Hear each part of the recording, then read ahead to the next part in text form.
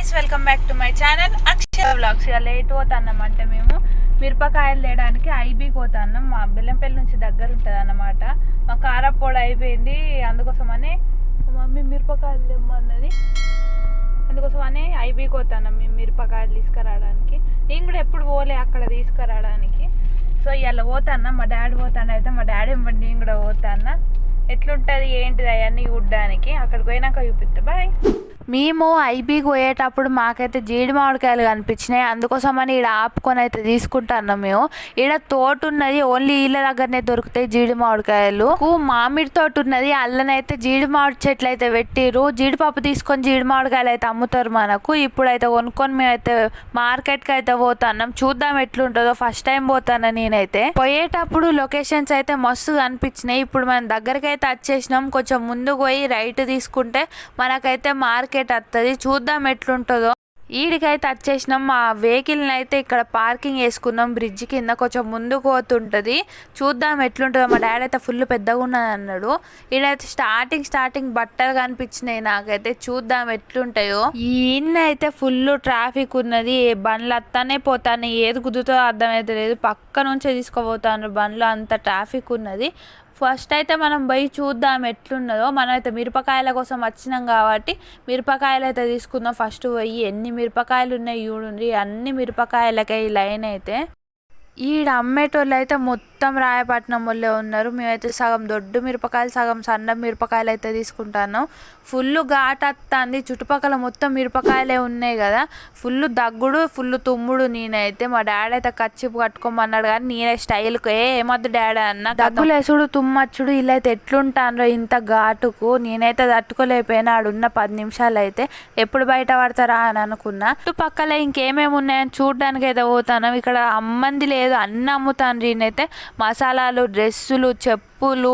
ఎందుకంటే ఇక్కడ చుట్టుపక్కల ఉండే వాళ్ళందరూ కొండలల్లో ఉంటారు. వాళ్ళు వారానికి ఒకసారి వచ్చి అన్ని సామాన్లు ఒకటే కాడ తీసుకుంటారు. మీ దగ్గర చింతపండు రేట్ ఎంత ఉన్నదో కింద కామెంట్ చేయండి. చెప్పులు చూడండి, 3-4 షాపులు చెప్పులకే ఉన్నాయి. ఎంత నీట్గా చదిరి పెట్టండి చూడండి అంకులు.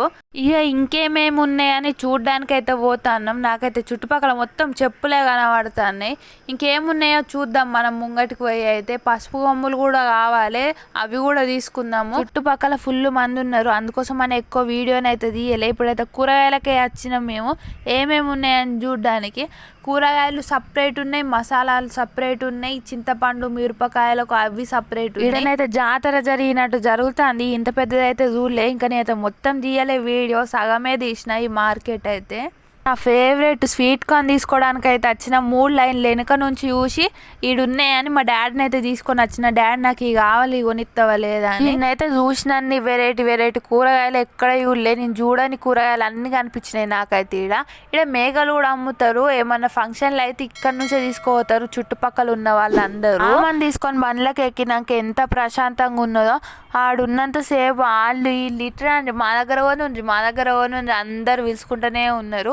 ఇక మేమైతే మాకు కావాల్సిన సామాన్లు తీసుకొని బండ్లకైతే ఎక్కినాం. ఏదో అంగడి అంటే గింత అంత ఉంటుంది కావచ్చు అనుకున్నా, గంత పెద్దగా ఉన్నది. అది చుట్టుపక్కల తిరిగేసరికి నాకైతే కాళ్ళ నొప్పులు లేచినాయి.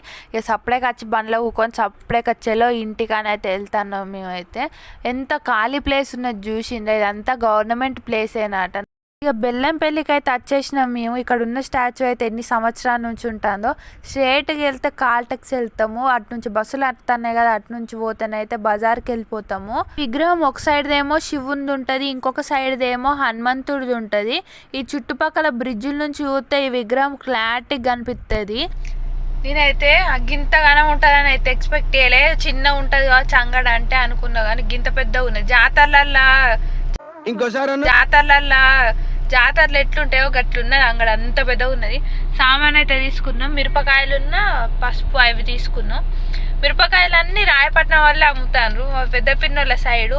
పోయినసారి ఆన్నే తీసుకున్నాం, కానీ ఈసారి అక్కడ దాకా ఓడేందుకని ఈయనే తీసుకున్నాం మిరపకాయలు అయితే.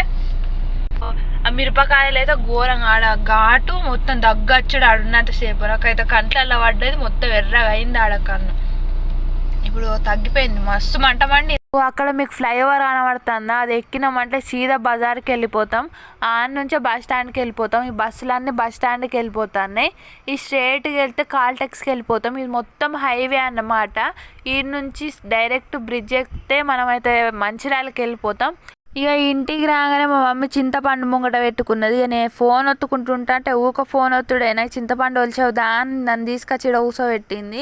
ఇక నేనైతే ఒలవడానికి ట్రై చేస్తాను, ఎట్లుంటుందో చూద్దాం. ఫస్ట్ టైం ఒలుతాను నేనైతే. ఒలుచుడు అంటే అంది ఏంది చింతపండును అంటానురా.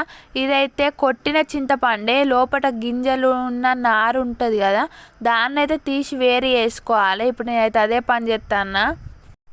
మా మమ్మ ఒలుతా అంటే ఈ పని ఈజీనే అని వచ్చి ఊకున్నా. ఒలిసేటప్పుడు తెలుస్తుంది బాధ.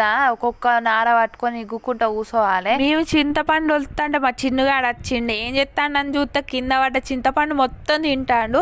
చూడు మీకు కూడా చూపిస్తే ఎట్లా తింటాడు అని. కథం వేసిన ఇటు తినేసిండు. కెమెరా కిందికి పెట్టేలోపు మొత్తం మింగేసిండు. చింతపండును కూడా వదులుతాడు మా పొట్టోడైతే. ఈ చింతపండులో పురుగులు కూడా వస్తాయి, జాగ్రత్తగా చూసి వేరే వేసుకోవాలి. పురుగులు ఉన్నాయి, కింద పడేస్తాయి చూడండి పురుగుని. అది చిన్నగా లేదు, మస్తు దొడ్డున్నది ఆ పురుగు అయితే. నార తీసుడు అయితే అయిపోయింది. నారనైతే చెత్త డబ్బాలు వారేస్తాను. మా మమ్మీ చింతగింజలు వేరేయమన్నది, అందుకోసమని ఇట్లా ఏరుతాను, లేకపోతే మొత్తం బారేసేదాన్ని నేనైతే. ఇంకా కొంచెం ఉన్నది, ఇది మాత్రమే ఉన్నది. ఇది మా మమ్మీ ఒలుచుకుంటుంది. ఇక నా వల్లనైతే కాదు ఈ చింతపండు ఒలుచుడు. ఈ చింతపండే కాదండో మనకి ఇంకో పని కూడా ఉన్నది. మిరపకాయలు తొడుమలు తీయాలి. ఈ మిరపకాయలు తొడుమలు తీసుడు పెద్ద టాస్క్. పోయినసారికి ఇట్లనే ఏం కాదని పోయి తీసిన కథం కళ్ళ లేలు పెట్టుకొని మస్తు మంట మండింది. ఇంట్లోకి వచ్చి దొంగ సాటునేమో ఏత్తన్నా అనుకుంటాను. పిట్టలకు బియ్యం పోయడానికి బియ్యం పట్టుకొని పోతాన్నా. రోజు వస్తే మా ఇంటికి పిట్టలు అయితే ఒక గోడ మీద పోతే బియ్యం బుక్కి నీళ్ళు తాగైతే పోతాయి. మీరు కూడా మీ ఇంటి దగ్గర ఉన్న గోడల మీదనైతే కొన్ని బియ్యం ఉన్న నీళ్ళు అయితే పెట్టుర్రి. పాపం ఐటికి కూడా ఏం దొరికాయి కదా ఎండాకాలం, నీళ్ళు అయితే కంపల్సరీ పెట్టుర్రి. పాపం ఎండాకాలం నీళ్ళు దొరికాయి కదా వీటికి. మనమైతే నోరుతోటి అడుగుతాం ఆకలి అవుతుందని, అవైతే అడగలేవు కదా నోరు లేని జీవులు. మీరు కూడా నాలాగే కొన్ని బియ్యం ఉన్న నీళ్ళు అయితే పెట్టుర్రి. మా ఇంటి దగ్గరనే చెట్టు ఉన్నది పక్క పొంటే, అక్కడ చెట్టు మీద ఆలి నేనైతే డైలీ పెడతా నీళ్ళు, ఒక్కరోజు కూడా మర్చిపోకుండా. మీరు కూడా పెట్టండి. అట్లనే మీరు కూడా ఎండాకాలం నీళ్ళున్న జ్యూసెస్ తాగునే, ఎందుకంటే ఎండకు డీహైడ్రేట్ అయిపోతాం మనం ఉట్టిగానే. ఇంకా ఈసారి ఎండలు మామూలు కొడతలో దంచి కొడతానే, అందుకోసమనే కొంచెం జాగ్రత్తగా ఉండండి మీరు కూడా బయటికి వెళ్ళేటప్పుడు. అక్కడ కనబడుతున్నాయా చూస్తాను నేను, ఎప్పుడు ఈ నుంచి పోతే ఎప్పుడు తినిపోదామని. రోజు వస్తాయి మా ఇంటికి పిట్టలు అయితే, బియ్యం బుక్కి నీళ్ళు అయితే పోతాయి. మీరు కూడా మీ ఇంటి దగ్గర ఉన్న ఎక్కడన్నా గోడ ఉంటే ఆ గోడ మీద బియ్యం పోసి కొన్ని నీళ్ళు అయితే పెట్టుర్రి. ఎందుకంటే ఎండాకాలం కాబట్టి పాపం వాటికి నీళ్ళు తాగడానికి ఎక్కడ నీళ్ళు దొరికాయి.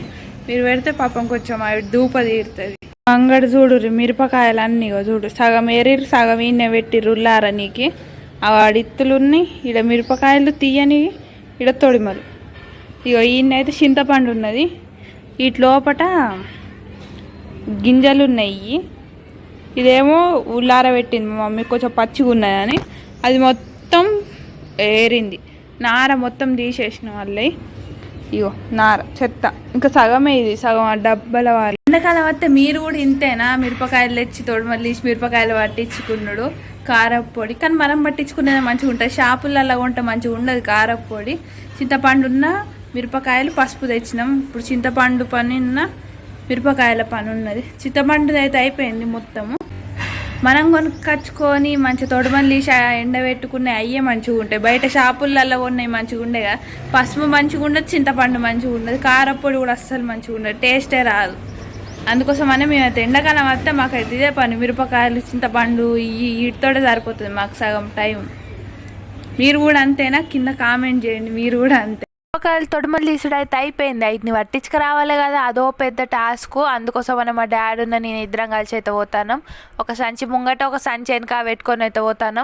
ఈ ఎండాకాలం సాయంత్రం పూట బయటికి వస్తే మస్తుంటుంది కదా. సాయంత్రం పూటనైతే చల్లగా గాడిపోతుంది ఎండాకాలం. ఈ 2 రోజుల నుంచి అయితే కొంచెం మబ్బు మబ్బు ఉంటుంది. మా లెక్కనే వీళ్ళు కూడా ఊరుండి బండి మీద ఎంత సామాన్ తీసుకొని పోతాను.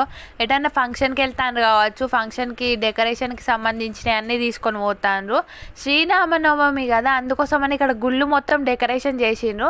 అట్లనే ఈ చర్చి కూడా చూడండి ఎంత అందంగా ఉన్నదో, మొత్తం లైటింగ్ వేసిండ్రు. ఇక్కడ బజార్లోనైతే ఫుల్ ట్రాఫిక్ ఉన్నది. సాయంత్రం పూట కదా, అందరు సాయంత్రమే వస్తారు బయటికి. ఎంత ట్రాఫిక్ ఉన్నది చూడండి. ఇంకా కొంచెం ముందుకు పోయి రైడ్ తీసుకుంటానైతే వచ్చేస్తుంది మనకు గిర్ని. మేమైతే గిర్ని కాడికి వచ్చేసినాం. అంకుల్ జోకుతాండు ఎన్ని కిలోలు ఉన్నదని. 10 కిలోల 300 గ్రాములు ఉన్నది. చూడండి రేట్లు ఎంత ఉన్నాయో. మీ దగ్గర కూడా అంతే ఉన్నాయా? 40 రూపాయలు అట మిరపకాయలు పట్టిస్తే కిలోకు. మీ దగ్గర కూడా అంతేనా? కింద కామెంట్ చేయండి. ఈ సందిల్ నుంచి వచ్చినాము. ఈ గిర్నీలు అన్ని సందిళ్ళలోనే ఉంటాయి. ఇదే అన్నమాట షాప్ లెక్క లేనే లేదు కదా. అన్ని రకాల గిర్నీలు ఉన్నాయి ఈ అంకుల్ దగ్గర. వచ్చినప్పుడల్లా ఈయనే పట్టిస్తాము. లోపట ఘాటు ఉన్నదని బయటకు అయితే వచ్చి కూర్చున్నా నేను. అక్కడ ముంగట మెట్లలాగా కనిపిస్తుంది. ఆడ నుంచి రైట్కి తీసుకుంటే అక్కడ ఇంకొక గిర్ని కనబడుతుంది. పసుపు అయితే ఆడనే పట్టించేటోళ్ళం. ఇప్పుడు ఈ అంకుల్ కూడా గిర్ని పెట్టిండు, ఈయనే పట్టించినాం. ఆ గిర్ని పక్క పోంటే కుక్క పిల్లలు ఉన్నాయి, అవి చూడడానికి వచ్చిన. షిడ్స్ ఉన్న ఇంకొకటి అదేదో పప్పి ఉన్నది, మస్తు చిన్న ఉన్నది కానీ మస్తు సౌండ్ చేస్తున్నాయి అవి. ఈ ఇల్లులు అయితే సందులల్లో కట్టిర్రు చూడండి. ఎట్లా వస్తారో ఇల్లు అయితే. కారప్పొడి ఎన్ని కిలోలు వచ్చిందో చూడుర్రి. ఇంకో సగం గిర్నీలనే ఉండే. అంకుల్ తీసేయక ముందే వీడియో తీసిన నేనైతే. అవి అక్కడ కనిపిస్తుంది ఎల్లో కలర్ బిల్డింగ్. ఆ బిల్డింగ్ సందుల నుంచి పోవాలి గిర్ని కాడికి. ఈయనైతే పువ్వులు ఫుల్ ఉన్నాయి. శ్రీరామనవమి కదా, అందుకోసమనే ఫుల్ పువ్వులు కనబడుతున్నాయి. మళ్ళీ బజార్ మొత్తం రష్గా ఉన్నది శ్రీరామనవమి అని.